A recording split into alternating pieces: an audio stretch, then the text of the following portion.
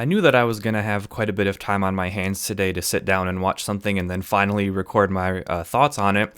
So, after browsing all of the streaming services that I have access to and trying to find a movie that sounded interesting, I settled on Metal Lords, and man, I'm glad that I did because this movie was actually pretty awesome. If you haven't heard of Metal Lords, I'm not surprised. It's been on Netflix for maybe like a week and a half or 2 weeks or so. The basic plot of the movie is there's these two friends who are in high school. They're kind of social outcasts and they have their own like heavy metal band. So there's one friend who is he plays the guitar. He's a little bit more like into the heavy metal scene. He's the one who kind of considers himself the founder of the band. His friend plays the drums, who is a little bit more reserved about heavy metal. You can tell he kind of got roped in by his friend, but they're getting ready to perform at this Battle of the Bands competition that their school is hosting, but they want to find a third person to play the bass, and the friend who plays the drum notices this girl who plays, I think it is the cello, and he thinks that she would fit really well in the band, but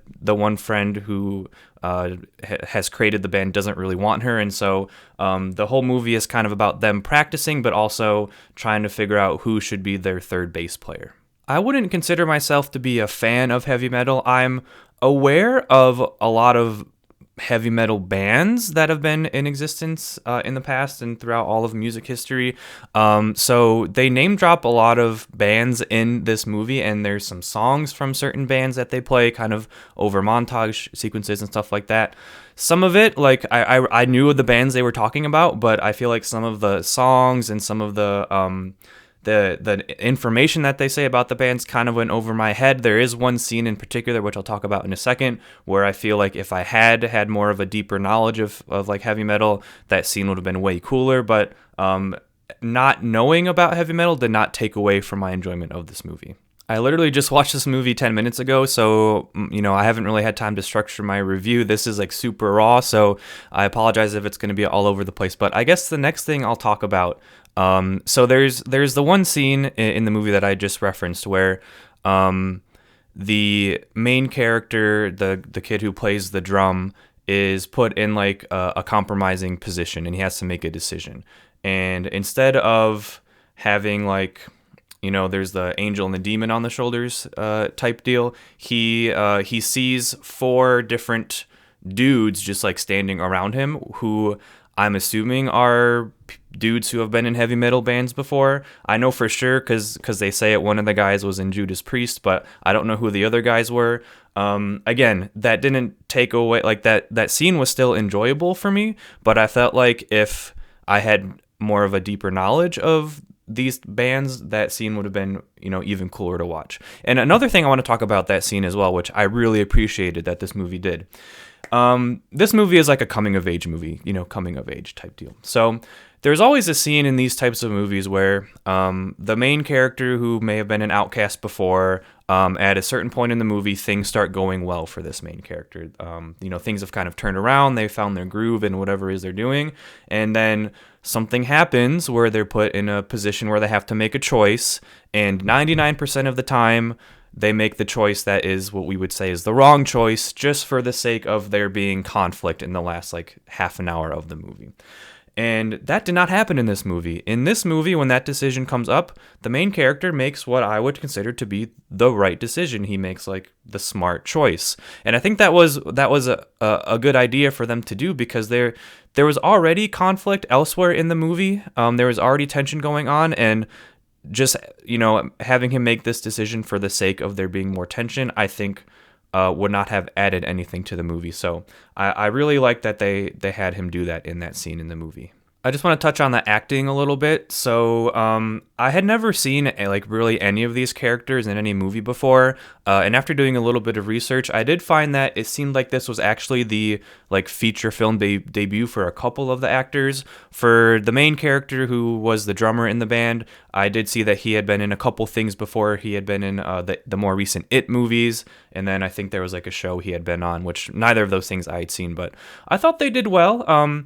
Whenever I begin watching a movie, I always like, I don't know if other people do this, but like when the movie first starts, like the first 10 or 15 minutes, like, I don't know, I like can tell that they're acting. Like it's really hard for me to explain, but it almost feels like it seems a little bit forced. Like it seems like they are acting and not natural. But as this movie went on, I like it.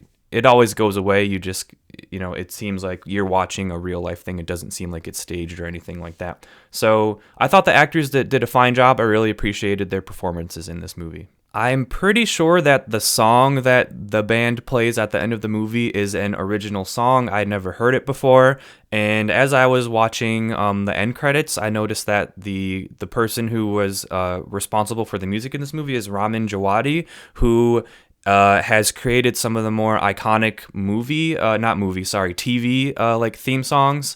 So if you've ever watched Game of Thrones, he wrote the opening title sequence for Game of Thrones. He also did the opening title sequence for Westworld. He did the opening title song for Westworld. So he's a big name kind of in that industry, and it was really cool to see that they got him involved. And that song, like it shredded. It was a good song. I could go into more detail about the things that I enjoyed about this movie, but it's kind of hard to put into words like what I enjoyed about this movie. It was more of a feeling. Like all of these, again, I use the phrase coming of age movies, which is what this movie was kind of marketed as on Netflix. They normally end with like you end up feeling good about the ending, but I don't know, this one was just like you feel good throughout most of the movie. Like characters don't make stupid decisions for the most part. It's believable. The people that you think might turn out to be sources of conflict end up just being like everything just kind of works out, and like all the decisions you feel good about. The ending is good. The music is good.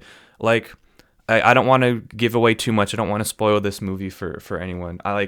I think this movie could be a real hidden gem for a lot of people. I really, really enjoyed it. Yeah, so Metalords. I mean, I didn't really plan on watching it. It was really just process of elimination. This was the one that seemed the most interesting to me, and I'm really glad I did. I think this movie is a hidden gem. I think if you give this one a watch, I think you'll really, really enjoy it. The music is awesome. I think you'll feel good throughout most of the movie. I think the ending will make you happy, and I think this is just a really awesome movie. And if you haven't seen it, give it a watch on Netflix. Alright, so Metalords, have you seen it? If so, let me know your thoughts in the comments down below. Thank you so much for watching, and be sure to stay tuned for more.